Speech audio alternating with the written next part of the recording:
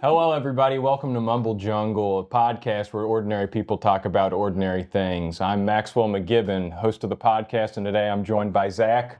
Hello, I'm Zach. And Nick. Hello, I'm Nick. Today's podcast, we had a topic. What was our topic? It was hobbies. Yes, hobbies. Nick's excited.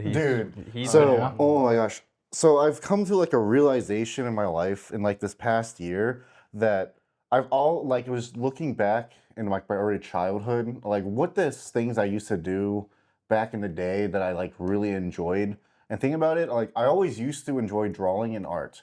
But in recent years, I've never actually kept up with the practice. So like I'm not good with like drawing anymore. Like I'm terrible. So I started lowering it down into like painting, basically, like miniatures, things that are already pre-sculpted that I don't have to actually have a creative mindset, because that's where I always struggled with drawing, was just like thinking of an idea that like come in my head to draw. But if with painting miniatures and It's like a template. yeah, I already have the template there of miniatures. So like Warframe or not Warframe. Warhammer. What's that one? Yeah, Warhammer. Warhammer. So I got rid of the Warhammer. And with the Gundams you were doing too. Yes, and the Gundams. Yeah, the and model I kits. actually, I realized that Warhammer was really expensive. As you want to do Warhammer, And just if I 3D like print as an it. art form, I was just like, there's got to be something cheaper. And then that's what you just brought up. Like my obsession with Gundams was, I can get a set for like $10 at like the cheapest, and I can destroy the crap out of it. And when I do that, I can make sceneries and dioramas. Whenever I was a kid, I did stop motion with toys. Yeah, It was really. I know. It would be like I one did. frame, they'd be on one side, and then one frame, they'd be like 2 feet away. Maybe I really should like bad. look into stop motion. That doesn't seem like a bad When I was idea. a kid, it was for 5 years, my dream gift was a camera so Yeah. that I could do stop motion. And I wanted to make Halo stop motion. And I had the little Mega Bloks ones, and I would just make it took me forever to make like a minute-long video, Dude. but it was like, oh man.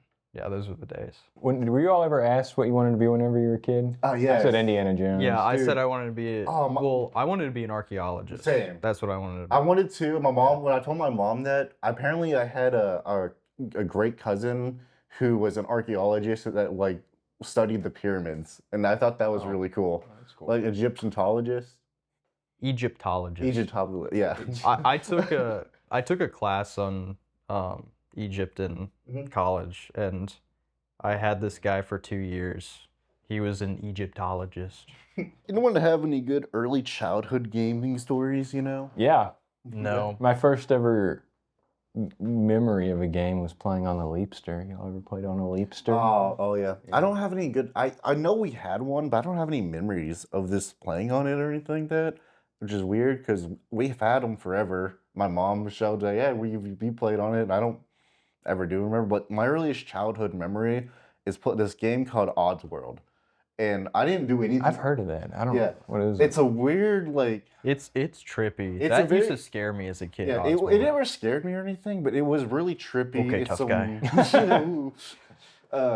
But some weird like goblin-looking guy and like this terrible world society, and the only thing I really remember Yeah, child's is game. there was a fart button, and my dad would just hand me the controller, and all I would do was go back and forth, jumping around, hitting the fart button for hours, and that's my Dude. earliest childhood memory. As a kid, I was like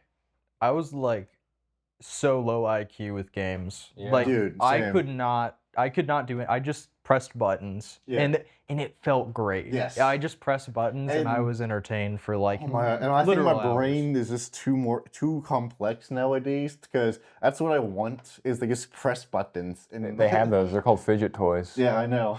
That's what I was saying earlier about like I have to be goal oriented in games nowadays, and it's like maybe that's a bad thing though. Maybe that's me putting too much pressure on these things, because I find that in myself. It's like I don't watch TV or movies anymore because I feel guilty. I feel like That's I could all be I can feel like I I could wanna be do. doing something else. And at least games are like, if I'm playing Minecraft, I'm working towards building something. Yeah. It's not real, but it's something that I'm doing and working on, rather than like if I'm watching a movie, it's like I'm just sitting here. Well, whenever I watch movies, I like to analyze, Yes. you know, Mhm. and think, which I think helps in a media production standpoint.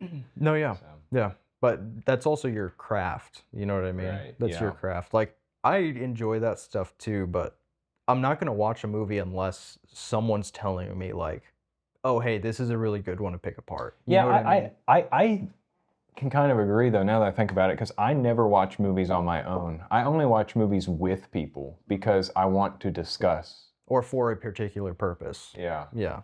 So yeah, I never ever watch now I do watch a lot of freaking YouTube on my own, which is kind of a time dump. You know what I've said? I think I mentioned this to Gage when we were talking the other night, but what I've started to do is instead of the whole second monitor like YouTube and whatnot, I just like throw on like ambient music playlists. Oh.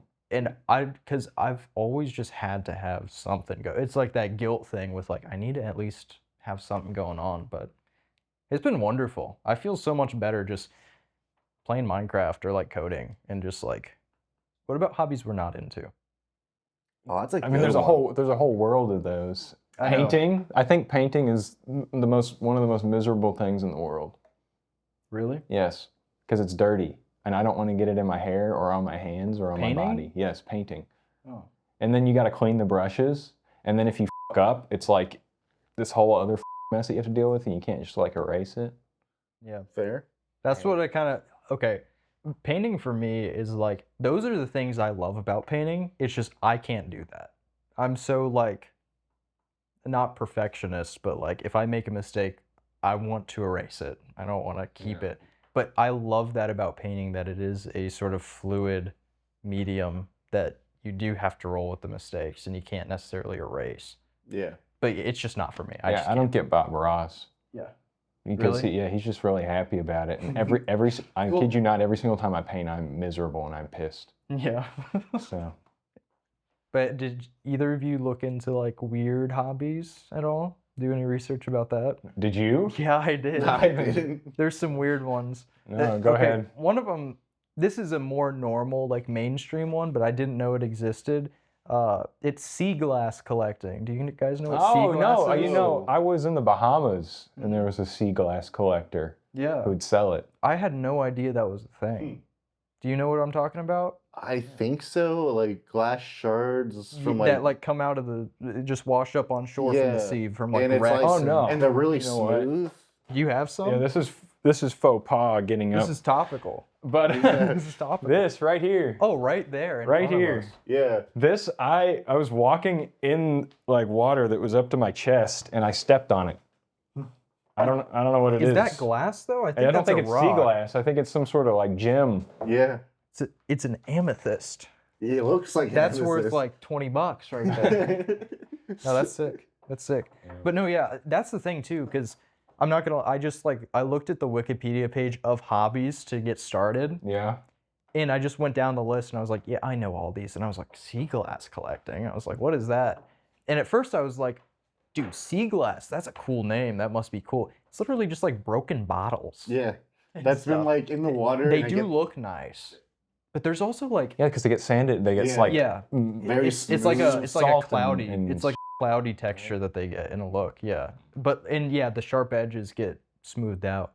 But apparently there's like color rarities, like you'd see in a video game, like like rare. yeah, it's like because widely amongst like trade and stuff, the goods that they would ship, it's like most of the common items were like browns and blacks and whatever, right? Yeah. And then you have like the middle tier, which is the more rare ones, which are like the amethyst colored ones and like the, you know, like orange bottles, and then like red glass and stuff like that. It's like the ultra rare because that's like luxury products. Like that's where they're commonly from.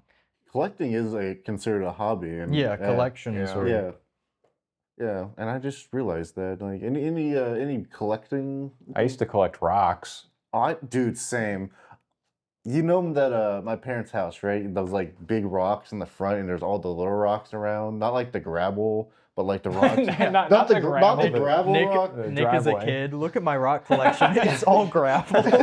No, but Driveway. I'll take my rock collection. I'll put it out in the front on like with the big rock that was out there because my dad let me go pick up the giant rocks for my collection from the creek, and he would like I'm take the thinking tractor giant out. rocks like this. Yeah, Like no, they were.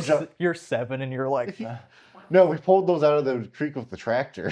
Oh, nice. Like the ones in front of my in that little goalie. But Oh, so you as a kid were like, Daddy, I want that one. yeah, and my dad pulled it out so we could put it in the front for just decoration. Yeah. And I put my rock collection with the big rocks out in the front. I collected Bionicles, obviously. I mean, yeah, that's a good one. Yeah, did you guys ever have a Toy Story effect with your toys? Where you thought they were Dude, coming alive? oh my God, Yeah, when you were I would cry because my mom would make me get rid of toys, and I thought they were gonna hate me. Yep, me too. Me too. I never got rid of any toys, and I even went so far as, like, my mom told me, okay, you can't.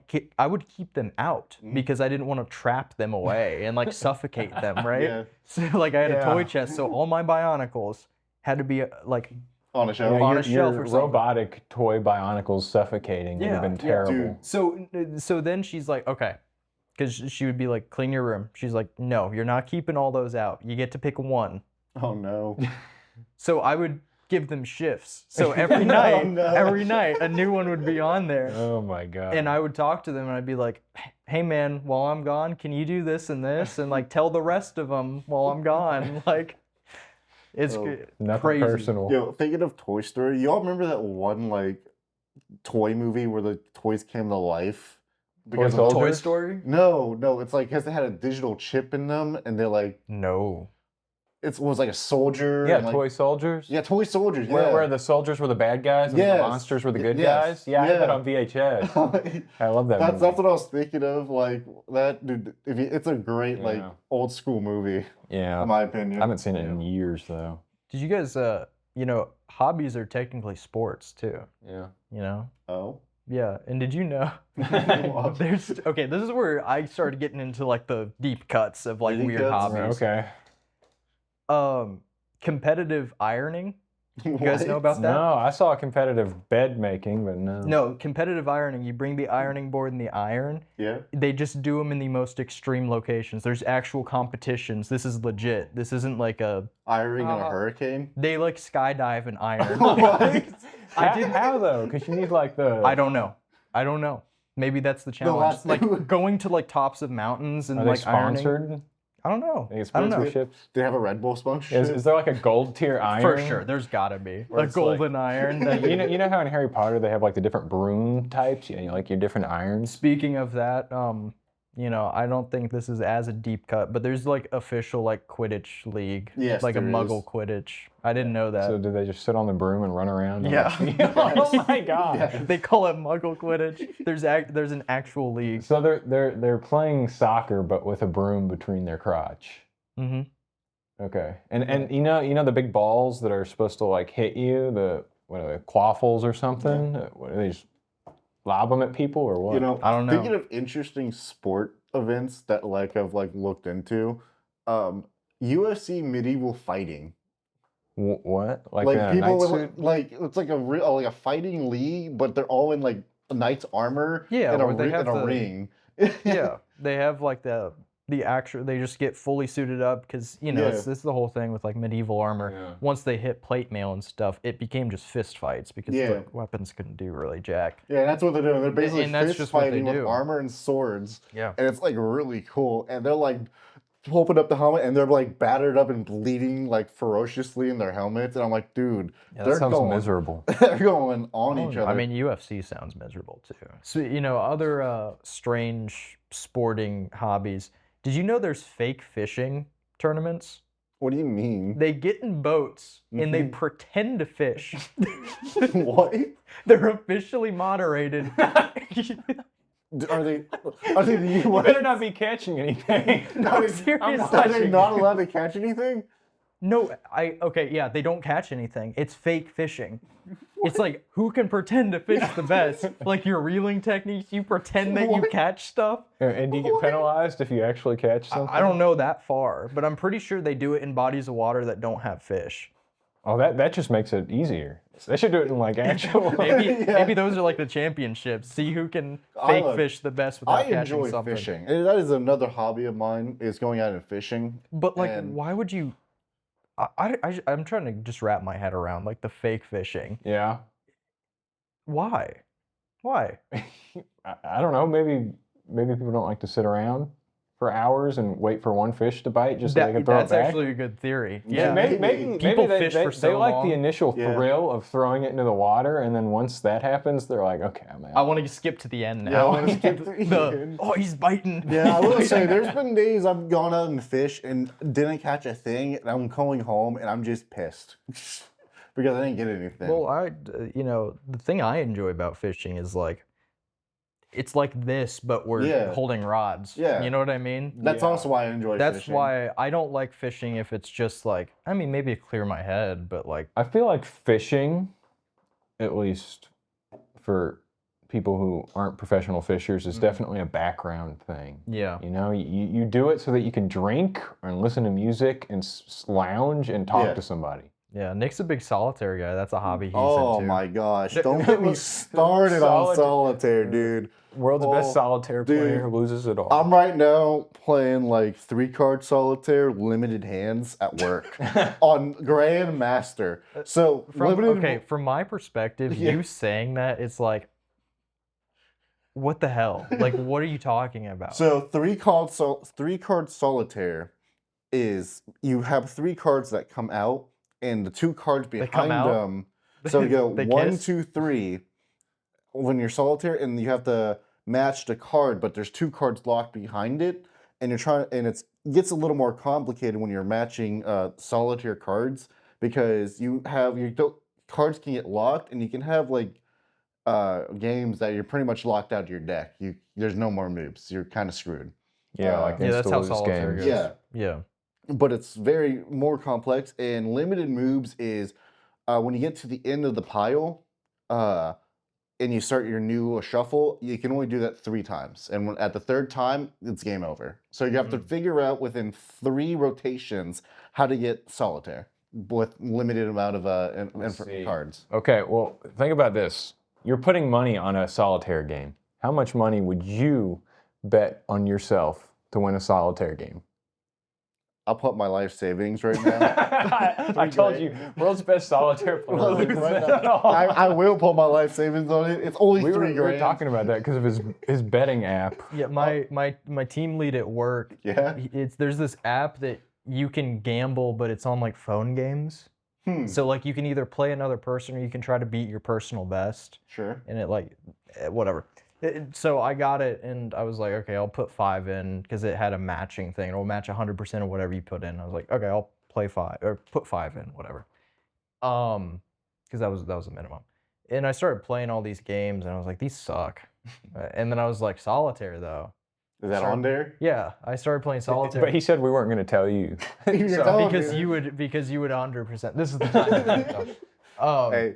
Because so I started playing it. I started going really good and making some. I was up like $7,000.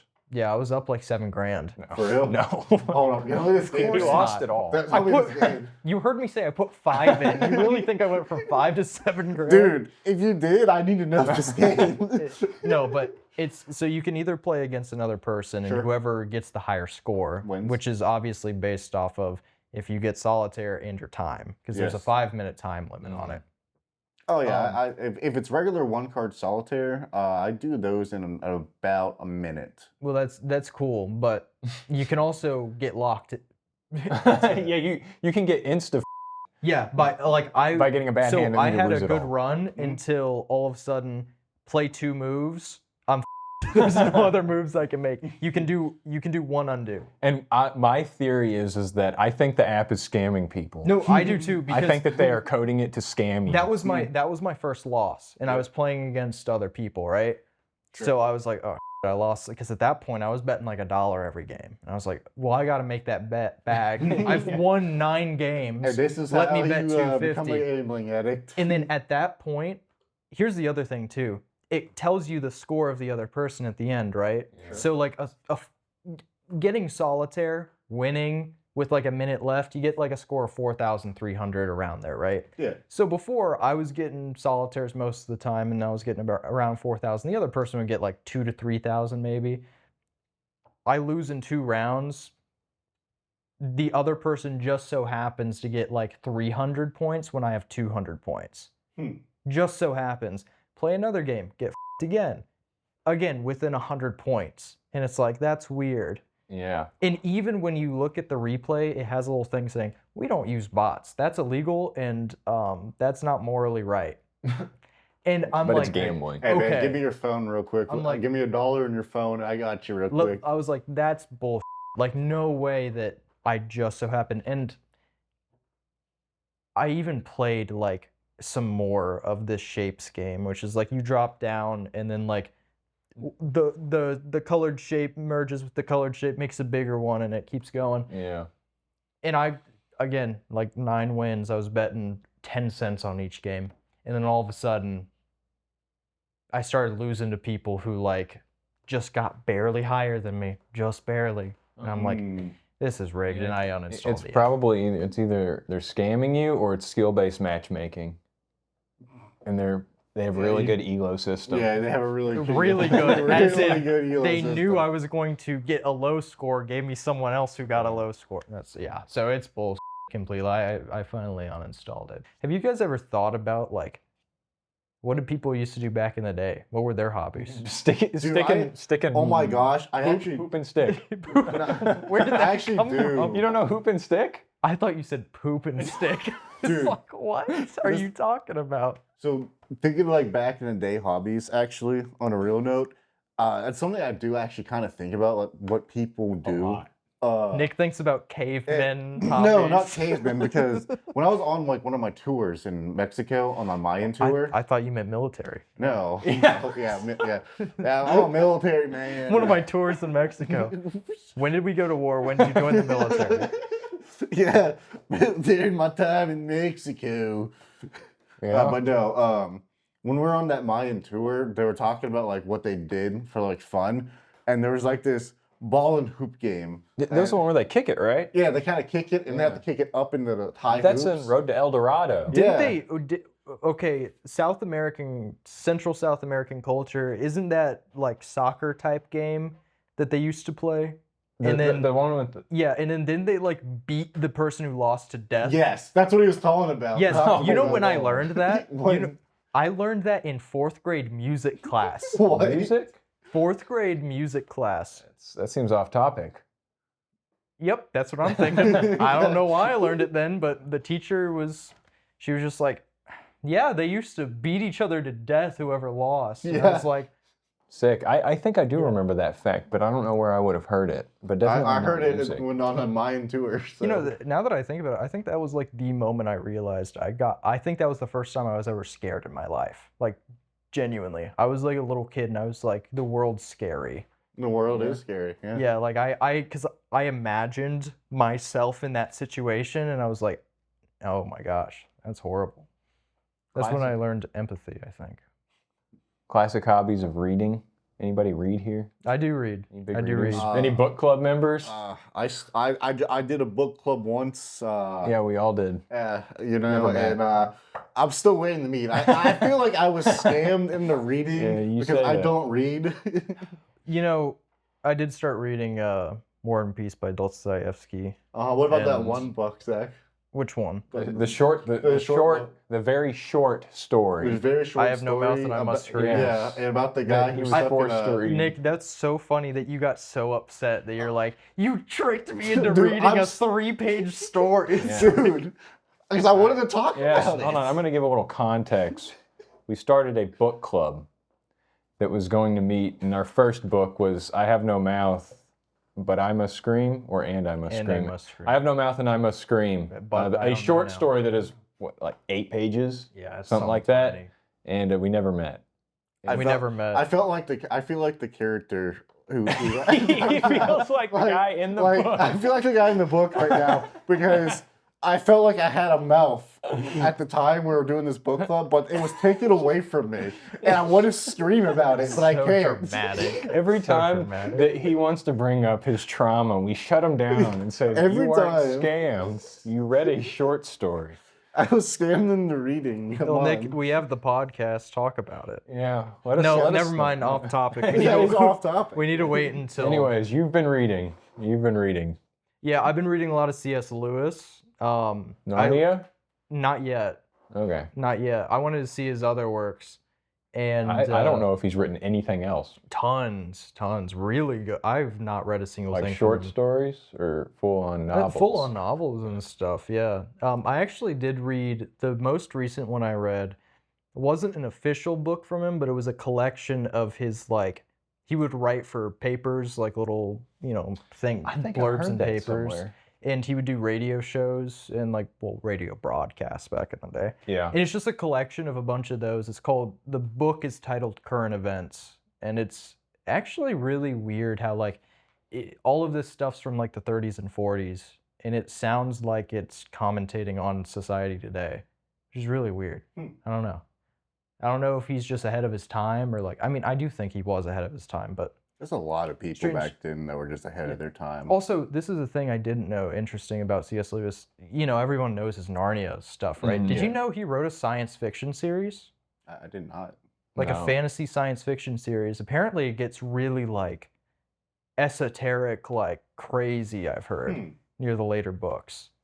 That's what I want to get, but I have not been able to hunt it down because I can't read digital. I have to do think physical. I heard some of these facts whenever I was watching a documentary on Scientology.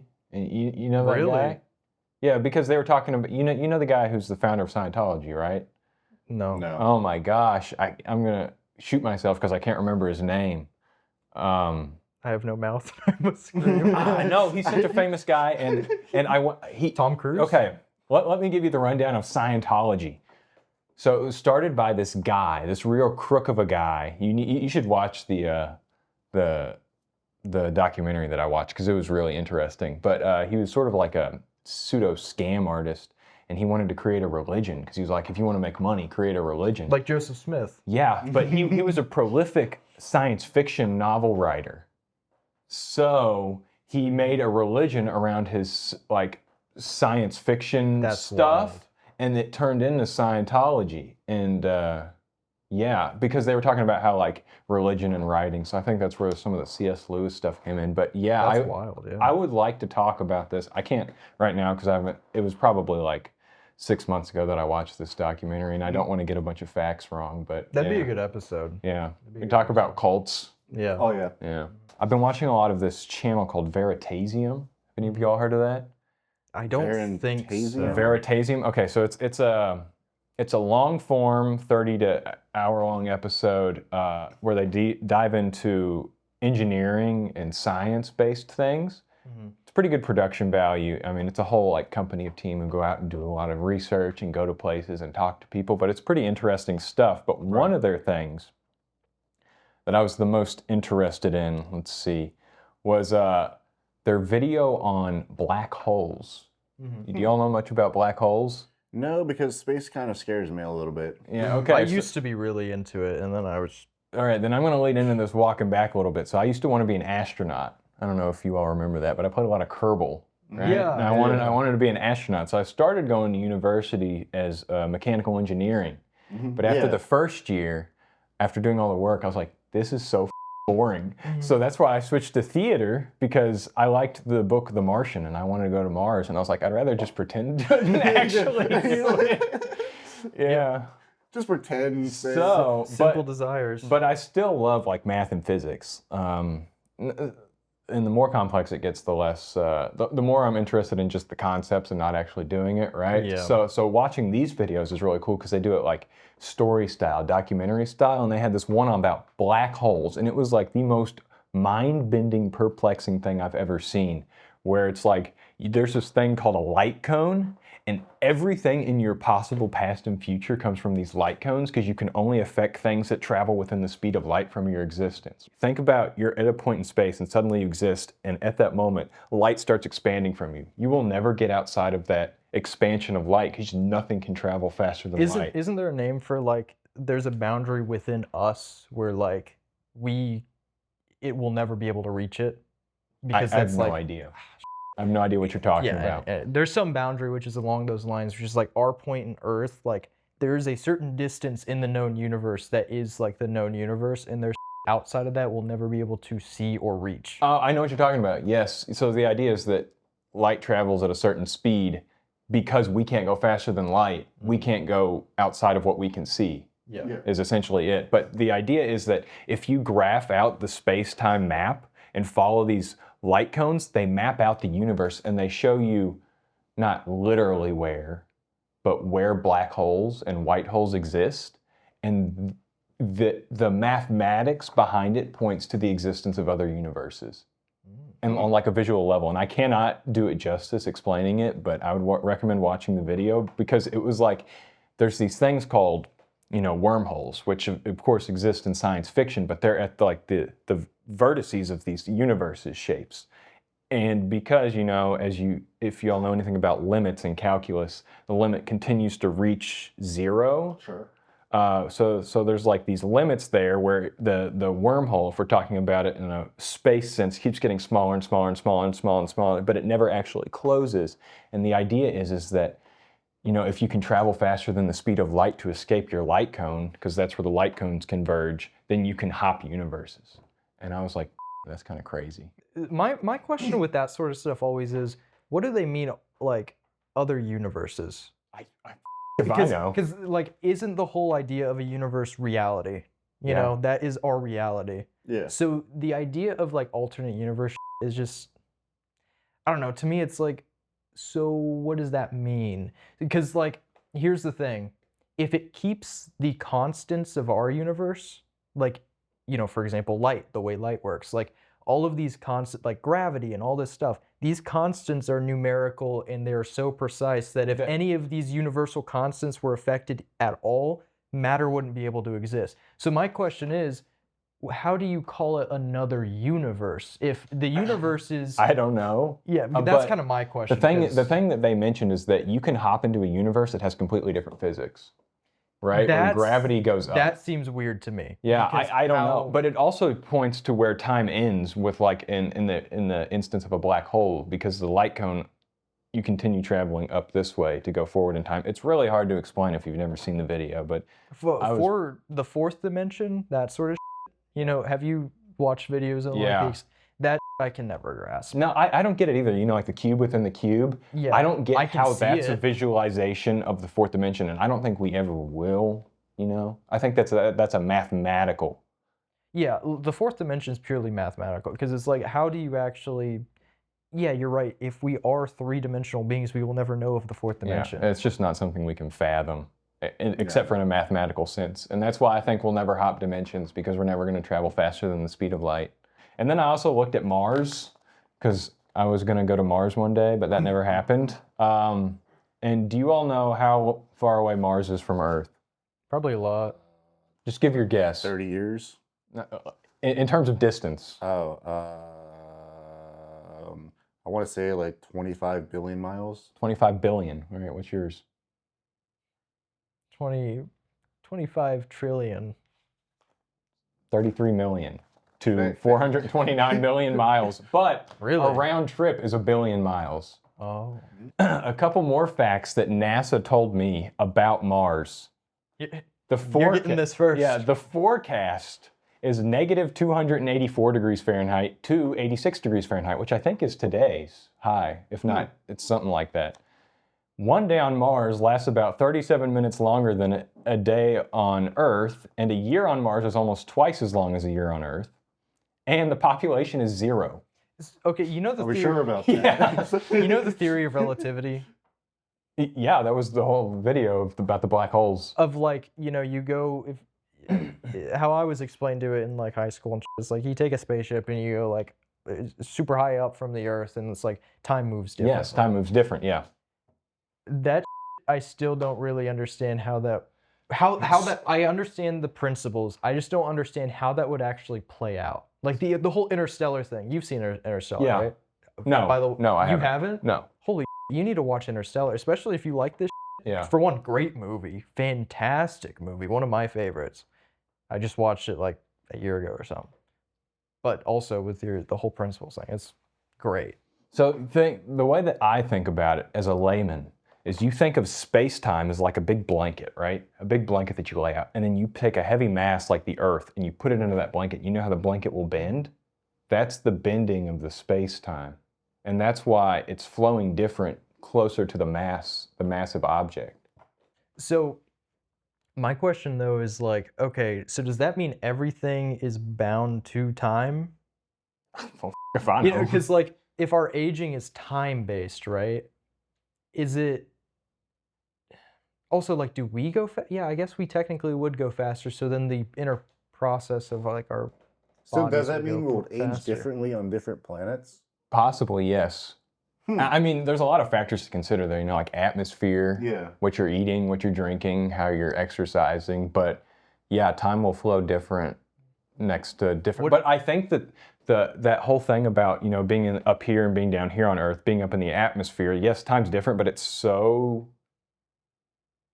Mild. Yeah, it's so minuscule that it's But what hardly about noticeable. being from using the moon, for example? Would that still be mildly different? I don't know. I don't know the exact numbers on that. You know, this makes me think. I'm thinking like a industrial man. Yeah. You know? I'm thinking of a refrigerator that processes the space-time stuff and makes it so your food never spoils. If we can harness the power of So like a pocket Space-time. dimension that you put your food into. That, not a separate dimension, I'm saying if we can find a way to bend space-time, isolate it in a localized area, and have it like, we could also do that with people. You could just make like a cryo chamber. yeah, but it's with not space-time. cryo. It's space-time, yeah. So you just go and you step into the room, and they crank that baby up, and then you blink, and then you leave, the timer's ready, you leave the room, it's been 200 years. It's like a sunbathing thing, yeah. but Hey guys, let's take a trip to. If the theory of going forward in time will inevitably allow you to re-loop back to the same existence, No, I don't. You know I that don't. I theory? think time. I think reverse. like no, going in the no, because past- if we're looking at my big diagram that we're talking about, eventually you reach the point where the universe ends and then it starts a new one. It's not the same thing. Actually, I wouldn't know because that never happened to me. But well, yeah, I don't. Max think actually has all of his memories from the think previous time- universe. time's got to be linear, right? Like, there's no way that time, like, no, never, no. What I'm talking about. Of course, it's not linear. Of course, there's got to be some bigger view where time's just this stream. yeah, I that wonder just if there are goes. beings that exist in a higher dimension that can just see time. Then you know, you're like talking. travel Then it. you're talking about God. Then you're talking about like God and angels and like that, like these beings that are outside of our. And that's, and who are we to say about that? You know how cartoonists draw in the second dimension? What if we're cartoons of the fourth dimension? Yeah. What if this is all a big joke? Yeah. Imagine. What if I am in the Times right now and Garfield is right below me? Yeah. No, but seriously, imagine all of the horrible atrocities in our world. Like, imagine this horrible stuff. This is all a joke. Somebody wrote Mouse. Imagine if this is a divine joke. Mouse isn't a joke, though. No, I didn't say it was a joke, but I'm saying that people write like heavy Yeah. stuff, Oh yeah. you know, based on stuff. So maybe there's a big war going on in the fourth dimension right now.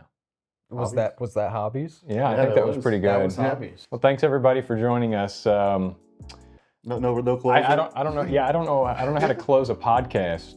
Bon voyage! All right, everybody, thanks for watching us. This is our first episode. If you liked it, hit like. If you didn't like it, don't hit dislike. And if you want to subscribe for more, please do that. Yeah, if you're here for and want to stay for any reason, tell us what you want. Yeah, do that. And also, there will Yeah. be other content coming to this channel as well. Lots more coming. Lots more. We got a lot of things lined up.